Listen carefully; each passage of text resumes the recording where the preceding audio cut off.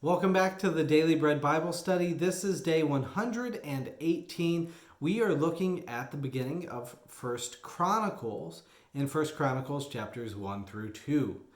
Now, it should be noted that this is a complementary narrative to 1st and 2nd Samuel and 1st and 2nd Kings. That whole narrative arc that was given with the rise of God's king and stories about King David, the fall after King Solomon, and then the disintegration of hope leading to the exile and the conquering of both Israel and Judah. But instead of focusing on the things that are similar, right, this narrative arc leading towards that, let's try and get into some of the things that are a little bit more unique. Now, we have some genealogies that include some really fabulous names here in this book. We've got Arpachshad in 1 Chronicles 1:17, Hazelelponi in 1 Chronicles 4 verse 3.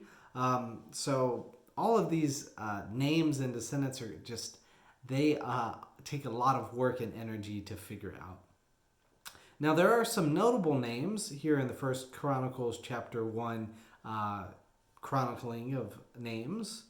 We have Adam, Noah, with Shem, Ham, and Japheth included. We have Ashkenaz, and then in First Chronicles 1:8, the descendants of Ham as Cush, Egypt, Put, and Canaan.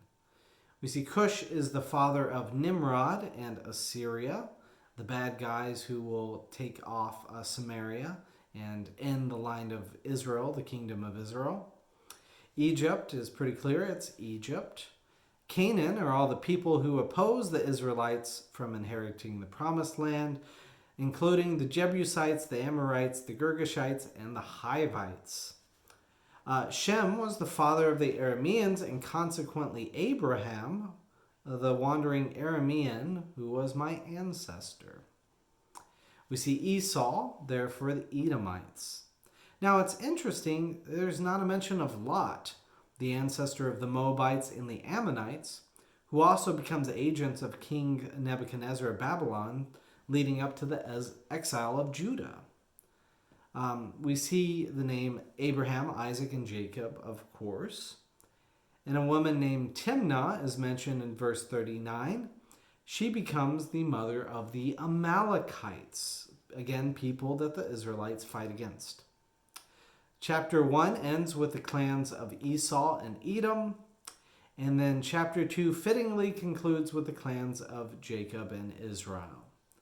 The 12 sons of Jacob are mentioned, and they also include the names Tamar, Jesse, and David, his son, and also Caleb as well too. So since this is a long list of names, we will be done there at this point, and we will then quickly move into our next discussion tomorrow.